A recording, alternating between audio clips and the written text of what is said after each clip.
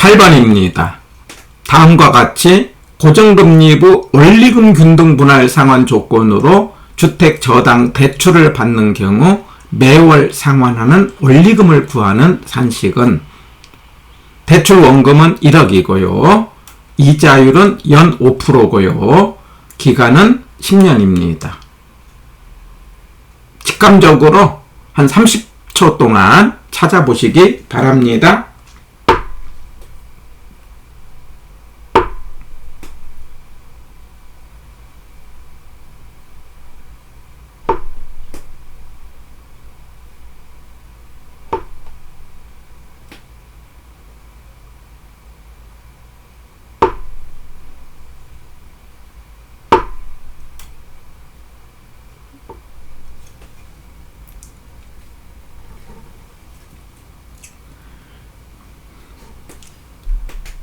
자, 18번의 정답은 4번이죠.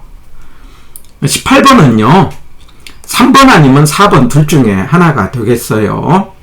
우리가 시간가치 공식을 할 때 1현의 공식은 1 플러스 R의 마이너스 N승이고, 그 다음에 1내 공식은 1 플러스 R의 N승이고요. 그 다음에 현의 공식은 뭐가 됐어요? 1현 이렇게 외자하고 그랬어요. R이고요.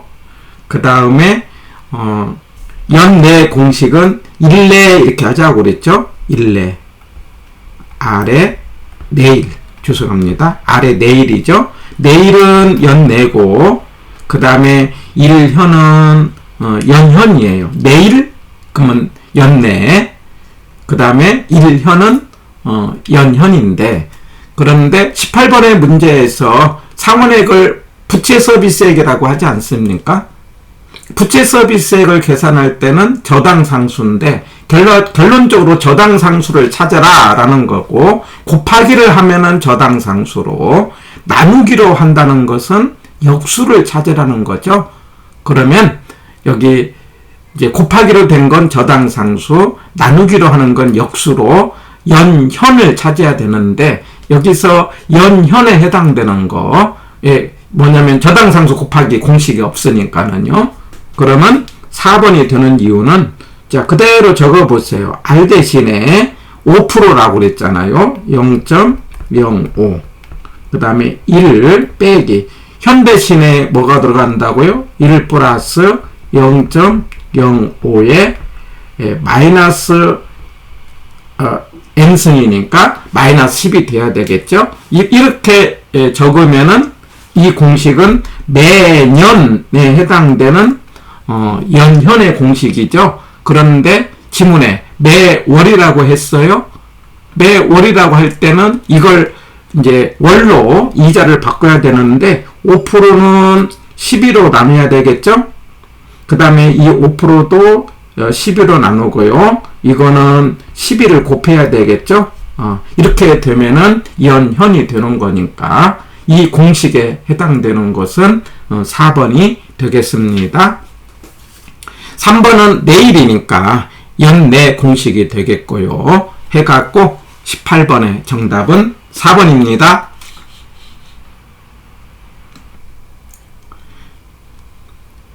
18번에서는요, 용어 정리로 우리 원금 균등과 원리금 균등을 생각해 봅니다. 원금 균등, 그러면 원금을 똑같이 갚는다는 거죠.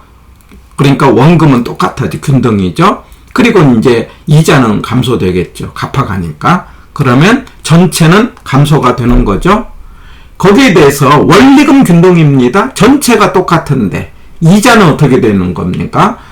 줄어들죠. 왜? 갚아가니까. 그러면 전체가 똑같은 과정에서 원금은 많아지는 거죠.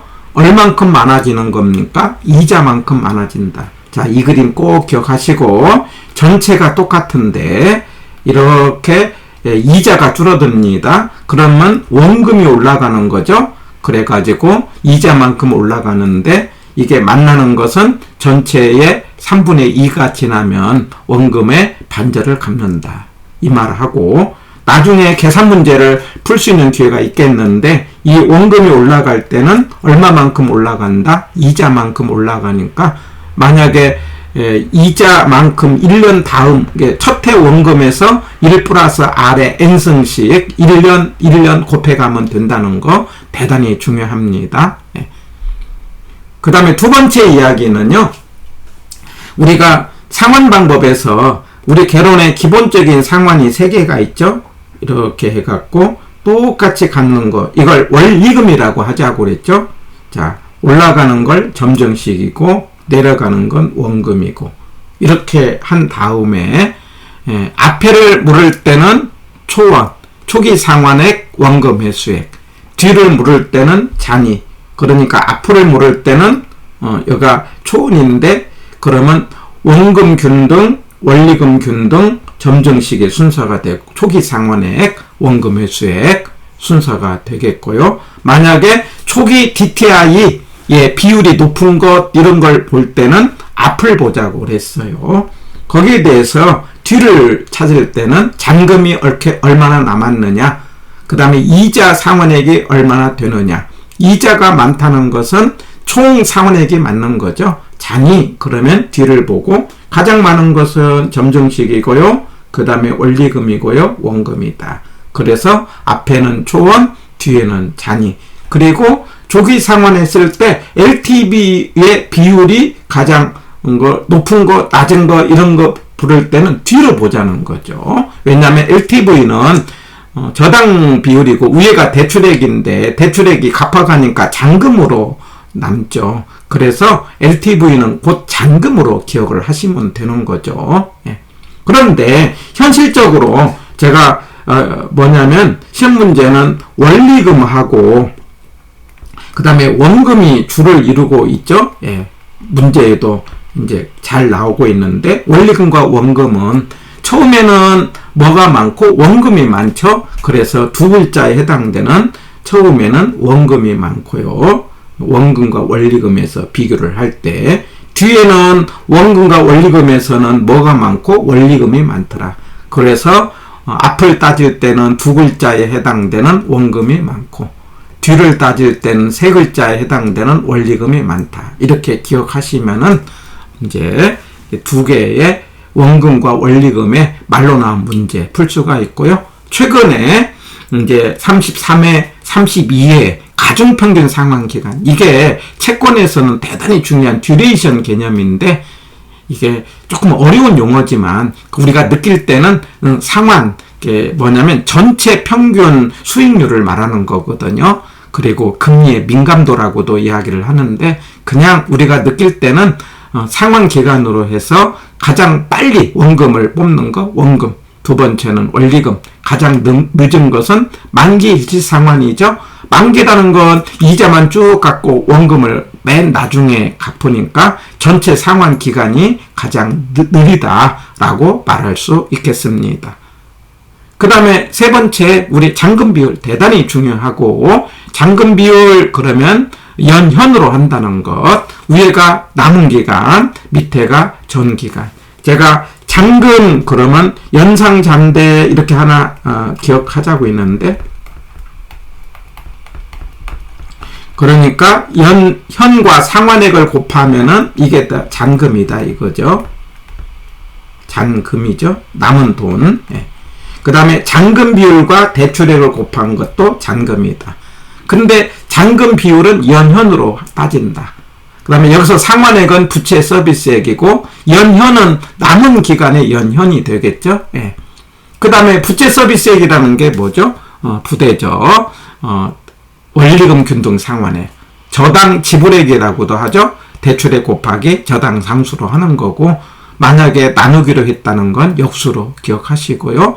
그 다음에 우리가 환원이율 그러면 수입 방식 할 때 순수익 나누기 환원이율을 할 때 환원이율을 찾는 방법이 시조12 이런 말 기억납니까? 시장추출법, 조성법, 투자결합법, L우두법, 부채감당법.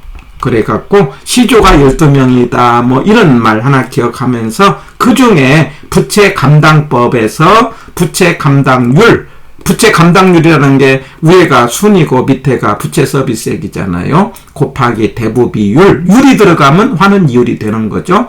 액이 들어간다면 부채 서비스액. 부대저를 곱하면은 환원 이율이다.